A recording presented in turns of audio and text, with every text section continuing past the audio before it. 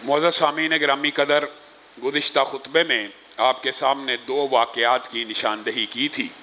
एक तो शाह फरमान जो कुल्फ़ी फ़रोश था, अल्लाह के फज़ल व करम से आप ही के दीनी साथियों ने और दीनी जमात के भाइयों ने उसका पूरे का पूरा केस लड़ा। अल्लाह के फज़ल व करम से उसकी ज़मानत भी हो गई, वो रिहा भी हो गया और उसके जुर्माने का जो फ़ैसला है वो भी मुअत्तल कर दिया गया। ये इस तरह के जब कोई फ़ैसले आते हैं तो कुछ इंसान के दिल में उम्मीद की किरण पैदा होती है कि अभी कुछ जज और कुछ सिस्टम ऐसे हैं जो अगर कोई मज़लूम हो उसके साथ खड़ा हो जाए तो उसको इंसाफ मिल जाता है।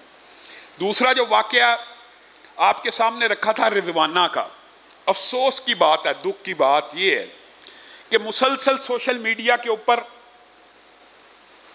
हमने, दीगर सोशल मीडिया एक्टिविस्ट ने, दर्द दिल रखने वालों ने इस बच्ची के हक में आवाज़ को उठाया, लेकिन किसी के कान पर जूं तक न रेंगी। पूरा हफ्ता आपके सामने गुज़िश्ता खुतबे से लेकर पूरा हफ्ता टीवी पे प्रोग्राम भी हुए और इस बात को तनकीद का निशाना भी बनाया गया कि एक ऐसी औरत की ज़मानत कैसे ली गई।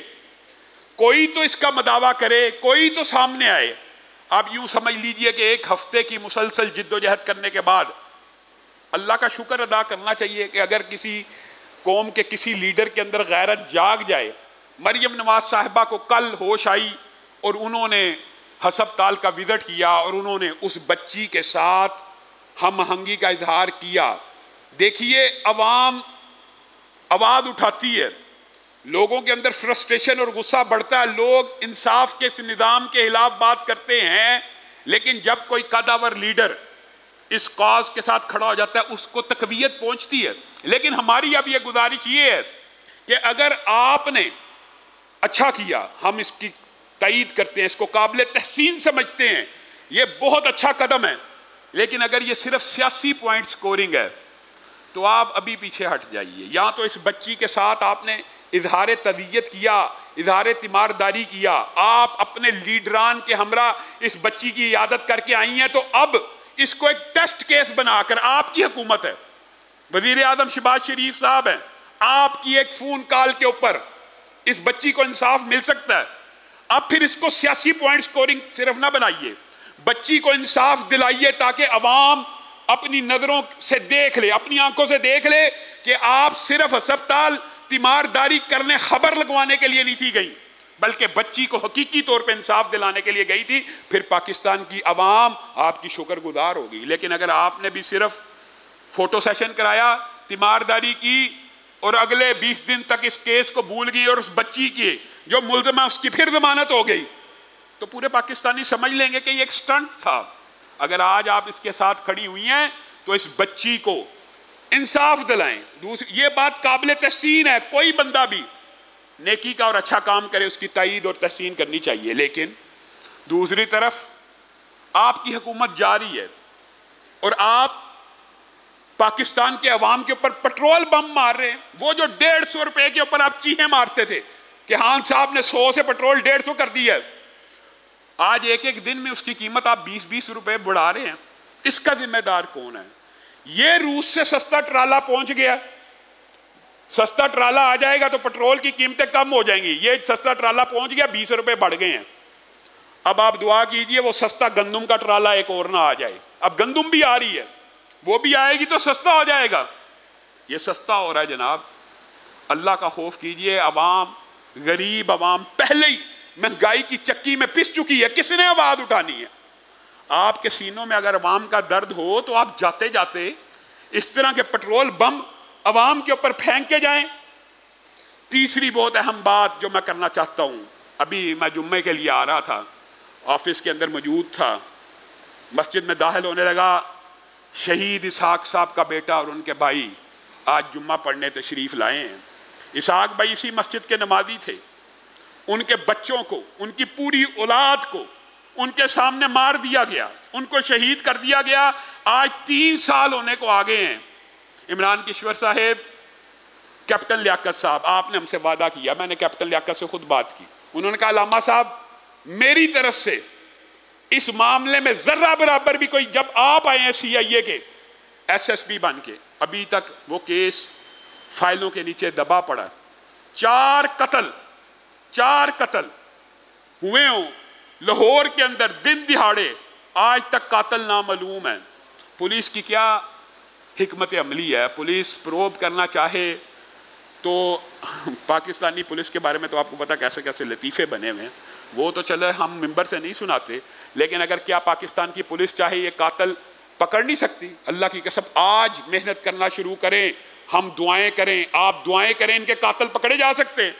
मैं लाहौर की पुलिस से, IG पंजाब से, इमरान किश्वर साहिब से, कैप्टन लियाकत साहब से ये गुजारिश करना चाहता हूँ कि ये मजलूमियत की एक दास्तान है।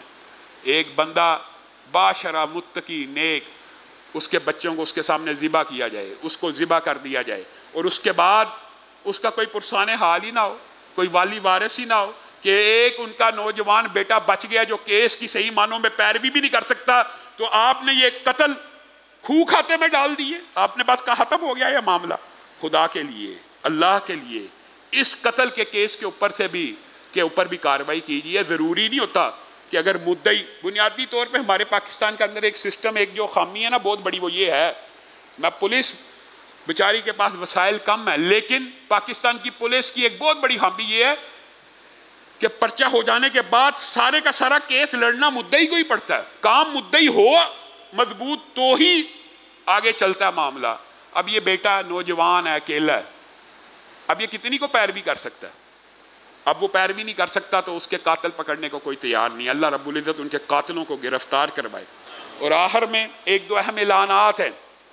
अल्लाह के फजलो करम से अल्लामा एहसान इलाही ज़हीर शहीद रहिमहुल्लाह ने तकरीबन 43 साल कबल एक कॉन्फ्रेंस की बुनियाद फ़ज़ाइल सहाबा और दिफ़ाए सहाबा रखी। हमेशा बेगम कोट चौक के अंदर उनकी ज़ेर निगरानी, ज़ेर सरपरस्ती और उनके शोहरा आफाक जो लेक्चर्स हैं बेगम कोट के, आपने सोशल मीडिया के ऊपर ऑडियोज़ के अंदर, वीडियोज़ के अंदर, CDs के अंदर सुने होंगे।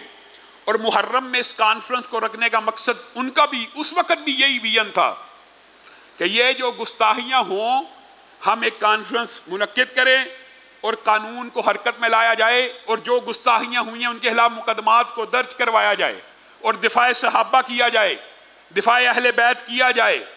वो कॉन्फ्रेंस अल्लाह के फजलो करम से 43 बरस से बेगम कोट चौक में हो रही है। इंशाअल्लाह इस मरतबा भी 10 अगस्त को बरोज़ जुमेरात वो कॉन्फ्रेंस जमीयत अहले हदीस पाकिस्तान के ज़ेर एहतमाम अल्लामा एहसान इलाही ज़हीर शहीद रहिमहुल्लाह जमीयत अहले हदीस पाकिस्तान के बानी थे। दरमियान में हमारा इत्तेहाद रहा, वो कॉन्फ्रेंस इकट्ठी होती रही। उसके बाद और उससे पहले भी वो हमेशा जमीयत अहले हदीस के प्लेटफॉर्म से होती रही। दरमियान में कई मरतबा दूसरी जमात के प्लेटफॉर्म पे भी होती रही, लेकिन वो होती मुस्तकिल रही है। तो इस मरतबा भी जमीयत अहले हदीस पाकिस्तान ने उस कॉन्फ्रेंस का एहतमाम किया। 10 अगस्त बरोज़ जुमेरात असर के बाद शुरू होगी। सब साथियों ने मेहनत करके, कोशिश करके अपने साथ साथियों को ले जा के उस दिफाए सहाबा और फ़ज़ाइल सहाबा कॉन्फ्रेंस में शिरकत करनी है। वहाँ पे हमने जो फोटाबास में, बहावल नगर में, ये अली अकबर नाटक ने और ये जो जाकिरों ने गुस्ताहियाँ की हैं, उनको हाईलाइट करना है कि इनके खिलाफ मुकदमात को दर्ज किया जाए, इनके खिलाफ कानून हरकत में आए, आइन हरकत में आए। इसी तरह एक बहुत अहम बात है, इंशाअल्लाह इस हवाले से अगले जुम्मे के अंदर गुफ्तगू करेंगे। बाद वकला सीनियर रहनुमाओं ने मुझे मैसेज किया है कि सेनेट के अंदर कोई तरमीम का बिल आ रहा है। किस बारे में? 295C के बारे में, तौहीन अंबिया के बारे में एक बिल पेश किया जा रहा है, और उसके अल्फाज बड़े संगीन हैं। आखिरी नबी की बजाय वहाँ पे लिखा आखिरी नबियों की जो तौहीन करे, आखिरी नबियों की, नबी की बजाय उसकी सज़ाए मौत ही नहीं होनी चाहिए, बल्कि 3 से 10 साल होगी। इंशाअल्लाह आइंदा आने वाले जुम्मे तक इस बारे में मुकम्मल तहकीक कर ली जाएगी कि ये बिल कहाँ पे है, किस टेबल के ऊपर है।